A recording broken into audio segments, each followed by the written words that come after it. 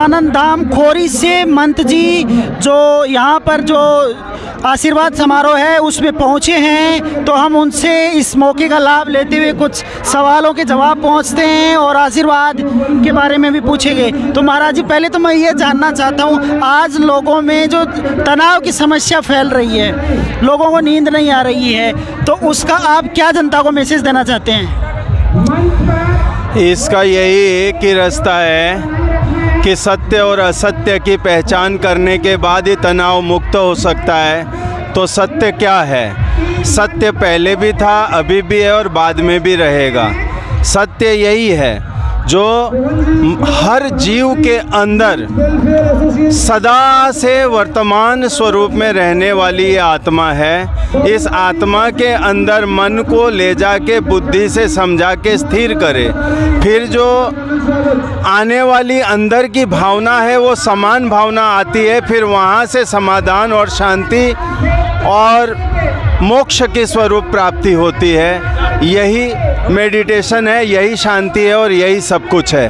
तो लोगों में एक मिनट महाराज जी, तो अभी लोगों में जैसे किसी के पास कुछ आ गया तो वो उससे ऊपर जाना चाहता है, अगर कोई एमएलए बन गया तो वो मंत्री बनना चाहता है, मंत्री बन गया तो मुख्यमंत्री बनना चाहता है। तो लोग जो संतोष की सीमा है उसको कैसे प्राप्त करें? सकल पदार्थ ही जग माही कर्म हीन नर पावत नहीं। जो अपने कर्म निष्ठा के साथ धर्म से जुड़ के परमात्मा की भावना अपने हृदय में जोड़ के परोपकार का कार्य सदा करते रहते हैं और मानव मात्र में भेद हटा के अभेद में जो जाता है उसको परमात्मा भी ऊपर की कुर्सी पे बैठाता है और मानव भी ऊपर के कुर्सी पे बैठाता है। और समानता छोड़ के और व्यक्तिगत कोई मोह में पड़ के जीता हुआ प्रत्यक्ष गलत कर्म को करने लग जाता है तो उसकी कुर्सी जैसी चढ़ी थी वैसी ही वापस रिवर्स हो जाती है। तो महंत जी, जो अभी राजस्थान में और पूरे देश में जो क्राइम का रेशियो है वो भी बढ़ रहा है, तो संतों की तरफ से आप जनता को क्या मैसेज देना चाहते हैं? क्या सुधार होनी चाहिए? संत सदा सनातन से धर्म की रक्षा करते आ रहे हैं। धर्म की भावना, धर्म के राह पे चलाना संतों का कर्तव्य होता है। और संत जब सदा से भक्तों को धर्म की राह पे चलाते हैं तो धीरे धीरे क्राइम अवश्य कम होता है, क्योंकि धर्म के सिवाय जब तक मन के बुद्धि के अंदर धर्म की उत्पत्ति नहीं होगी तब तक क्राइम कभी कम नहीं हो सकता। और क्राइम होने का कारण व्यक्तिगत मोह होता है मनुष्य का, कि जो अपने मोह में पड़ा रहता है, दूसरे के अंदर अपनी आत्मा की भावना नहीं रखता, इसलिए क्राइम बढ़े जाता है। तो ये क्राइम भगवान सब संतों के जरिए धर्म की धुरंधरता को और आगे बढ़ाते हुए इस क्राइम के रोक के लिए सब आगे बढ़े, यही करते। तो आप जैसे आम जनता को क्या मैसेज देना चाहेंगे? धर्म से जुड़ें और उसमें अपनी जो मानसिक शांति है वो भी स्थापित हो, जो क्राइम है उसका रेशियो भी गिरे। तो इसके लिए आप आम जनता को किस तरह की जो है राय देना चाहते हैं अपने शब्दों के माध्यम से? समो अहं सर्वभूतेषु न मे द्वेष्य अस्ति न प्रियः यह भजन्ति तुमा भक्त्या मयि ते तेषु चाप्यहम्। गीता में भगवान ने कहा है समो अहं सर्वभूतेषु, सारे भूतों में समान रूप से मैं ही हूँ। ऐसा समझ के हे अर्जुन, तू न मेरा कोई प्रिय है न अप्रिय है, ऐसा समझ के तू मेरा भजन कर, जिससे ये संसार को शांति मिलेगी। जब तक अंतःकरण की भावना को नहीं समझेगा और विषमता रहेगी तब तक ये क्राइम भी नहीं रुक सकता और मनुष्य का जो मोह है वो भी नहीं रुक सकता। तो इसको रोकने के लिए भगवान ने एक ही संदेश दिया है। जैसे एक प्राण है ऑक्सीजन, जो भक्त के अंदर भी, जिसके वजह से आप बोल रहे हैं आज पत्रकार साहब, और उसी प्राण के वजह से ये बाबा जी आपके सामने बोल रहे हैं। ये प्राण हट जाए तो बाबा जी भी गिर जाएंगे और आप भी गिर जाओगे। तो इस प्राण तत्व को समझे कि सब में वह एक ही है। ऐसी भावना करने के बाद संदेश यही लोगों को जाता है कि सब में एकता की भावना करें। यही जीवन का सार है, इसी में शांति है, इसी में सर्वश्रेष्ठ विजय को प्राप्त भी हो सकता है। क्योंकि जब समानता मनोवृत्ति के अंदर आ जाती है तो परमात्मा का करकमल आपके सर के ऊपर सदा रहता है। इससे हर क्षेत्र में विजय होता है। और विषमता जब तक रहेगी, तो अहंग जब तक रहेगा, तब तक कभी भी मनुष्य के अंदर शांति नहीं आएगी।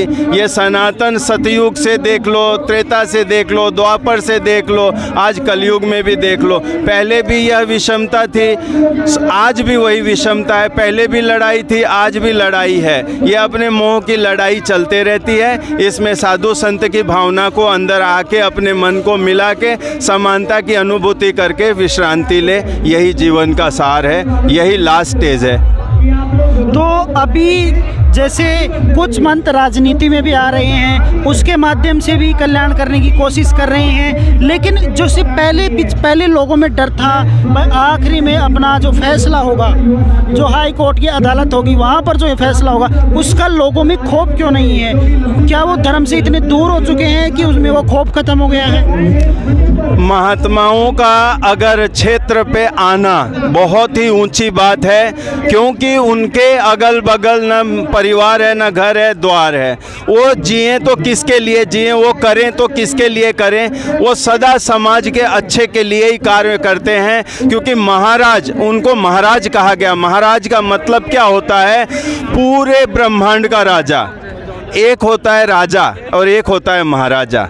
तो महाराज तो सनातनी पदवी दे दी गई है, तो वो क्यों दी गई है? क्योंकि उनके अंदर समान प्रवृत्ति होती है, सब में समान धर्म रखने की क्षमता होती है, सबको लेकर चलने की क्षमता होती है। इसलिए ऐसे महात्मा अगर राजनीति के अंदर आए, राज के अंदर आवे, तो इनसे कभी भी न्याय ही मिलेगा। इस धरातल को कभी भी अन्याय नहीं मिलेगा। और दूसरी बात रह गई, आपने कहा कि लास्ट में क्या बताए आप? जो खौफ था लोगों में, जो धर्म से उनका पथ भ्रष्ट हो रहा है, उससे उन्हें लोगों में खौफ खत्म हो गया है। उसके बारे में तो वो क्या, खौफ खत्म होने का कारण सत्संग की कमी है उनके अंदर। सत्संग की कमी के वजह से उनके अंदर डर भय खत्म हो चुका है, इसलिए वो ऐसे कार्य करते हैं। जब सत्संग उनको लाभ होगा, तब ऐसे कार्यों से वो भी वंचित हो जाएंगे और अच्छे कार्य के अंदर सदा संलग्न रहेंगे। यही इतना कह के विराम देते हैं वाणी को। आखिरी सवाल मेरा, जो ये आज का कार्यक्रम है, इसके बारे में आप मनीष यादव को आशीर्वाद देने के लिए आए हैं। बड़ी जीत है, क्या कहते हैं? मनीष यादव के लिए ये इसलिए कहेंगे कि कर्मनिष्ठ हैं, धर्मनिष्ठ हैं और जन संपर्क के अंदर सदा ही संलग्न रहते।